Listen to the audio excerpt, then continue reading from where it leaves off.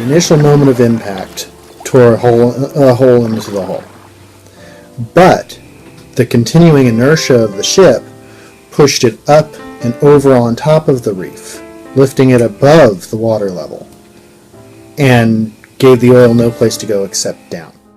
EVOS residents began complaining by the hundreds about Exxon not taking care of their mess. Several days after the oil spill, people harmed started to file their complaints legally. Half a decade later, the U.S. District Court began a trial.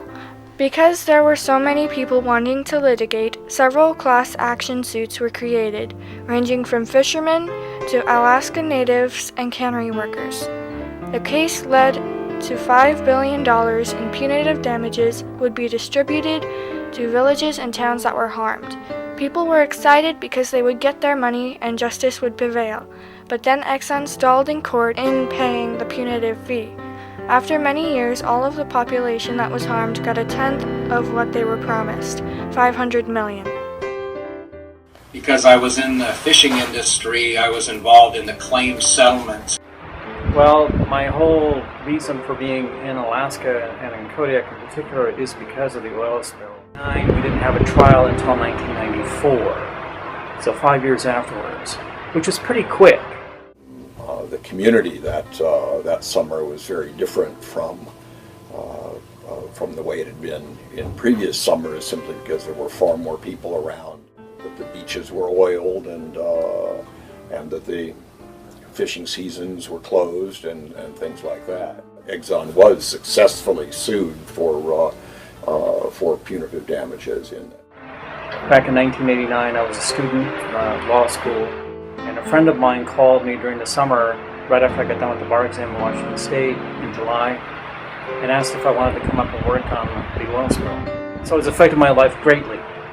I represented, there was a class action, and I represented the members of the class. One of those members of the class, and there were 51 different class members, groups, was commercial fishermen, in particular Kodiak salmon seiners. That Exxon should be accountable for punitive damages. In other words, their behavior before the spill and after the spill was so egregious that they should be answerable to and punished for their conduct.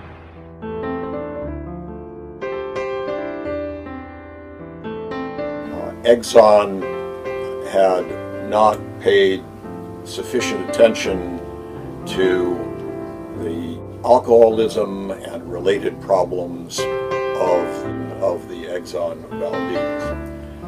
And their theory was that it was simply outrageous that they allowed a person with his problems, alcoholism and related, to actually be driving, be in charge of a vessel. The argument before the jury was the plaintiffs arguing that Exxon had done a number of things wrong, and so wrong that it should be punished above and beyond the damage that was caused. Were involved in it. Initially, they had some small payments that were made to the fishermen, and the final settlements didn't come for 20 years later. Many of my friends that were waiting for settlement claims passed away before they had a chance to collect, and their heirs collected. If a guy runs into your house and destroys your house with a truck, he hits it by accident, and so he's going to buy you a new house. But then he hires you to help work on the house, and he pays you $10,000 in labor to work on the house, and then he deducts that $10,000 from the $100,000 he was going to give you for the house. That's what Exxon wanted to do.